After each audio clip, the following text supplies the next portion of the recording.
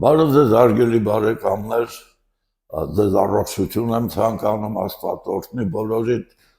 Այսօր ձեզ կտամ եւս մի քանի խորհուրդ, հատկապես խորհուրդները կվերաբերվեն փորկապությանը, ինչի համար, որովհետեւ մեր ազգաբնակչության, այսինքն հայ ժողովրդի ճնշող մեծամասնությունը տառապում է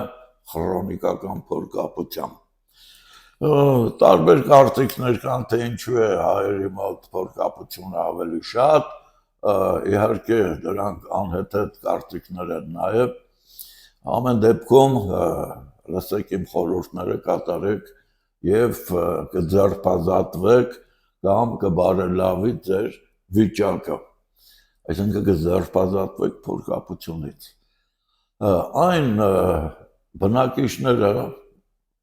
ովքեր որ տանն են հիմնականում լինում, հատկապես տարեց մարդիկ,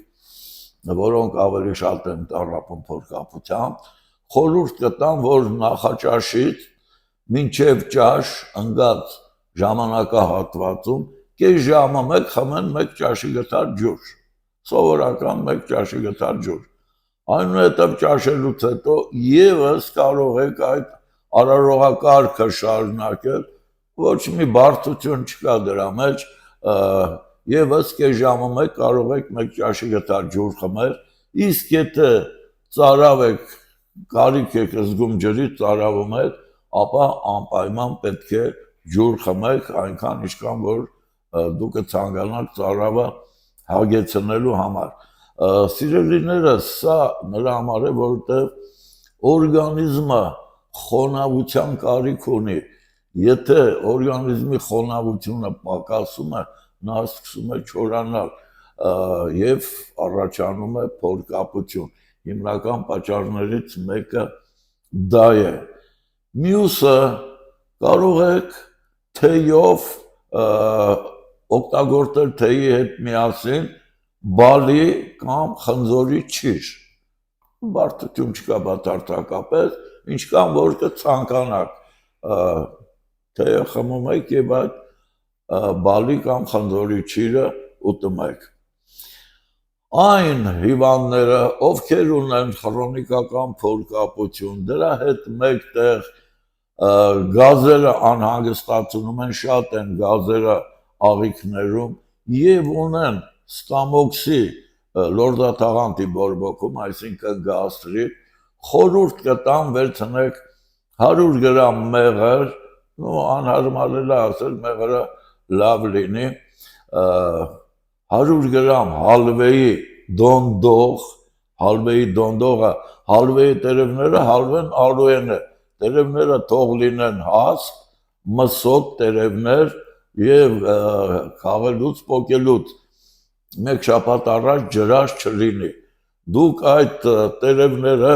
այսպես լայնությամբ կկտրեք, գտալով այդ դոնդողը միջից կհանեք, կխառնեք մեղրի հետ, հավասար քանակությամբ 100-100, պահում եք մի 3-4 ժամ եւ կարող եք օգտագործել օրը 3 անգամ ընդամենը 1 թեյի գթալ, ցանկալի է քաղցած վիճակում, հրաշալի արդյունք է տալիս փորձված մեթոդ է, եւս մեկ խորհուրդ տամ ձեզ, սիրելիներս, լավ արդյունք է տալիս նաեւ եզան լեզվի սերմը, եզան լեզուն այսպես երկար սերմ է ունենում, դուք այդ սերմերը կարող եք հավաքել սեզոնի ընթացքում, չորացնում եք, ձեզ այդպես չի խանգարում, կլցնեք թերթի վրա, կդնեք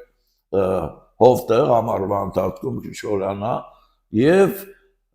քննելուց առաջ գիշերը կամ առավոտյան քաղցած վիճակում 20 գրամ ջրով խմում եք, հրաշալի միջոց է փորկապության համար, իսկ ամենահրաշալի միջոցներից մեկն էլ դա կաղամբի կամ վարունգի թթվի աղաջուրն է, հրաշալի միջոց է, նա ոչ միայն հրաշալի միջոց է փորկապության, այլ բազմաթիվ հիվանդությունների համար ցավոք սրտի հիպերտոնիկ հիվանդներին հակացուցված է, որտեղ աղը ճնշումը բարձրացնում է։ Սիրելիներս, իմ խորհուրդները այսօրվա այսքան, կունենաք հարցեր, ես ձեզ սիրով կպատասխանեմ, կարող եք զանգահարել, ոնց ցանկանաք, տեղեկատվության եւ բուժման համար, այստեղ բուժվում են բոլոր տեսակի հիվանդությունները ժողովրդական բժշկության մեթոդներով։ Ինչ որ ես դες ասում եմ, այդ բոլորը գրված են իմ գրքերում, դուք իմ գրքերին ծանոթ եք, այսօր չեմ խոսում գրքերի մասին, այս իմ գրքերին ծանոթ եք, մեծ մասամբ սա էլ ռուսերեն տարբերակն է, որը դասագիրք է, կունենաք հարցեր, տվեք տեղեկատվության բուժման համար Պուշկինի 38 ցտեսություն մի շնորհանդիպում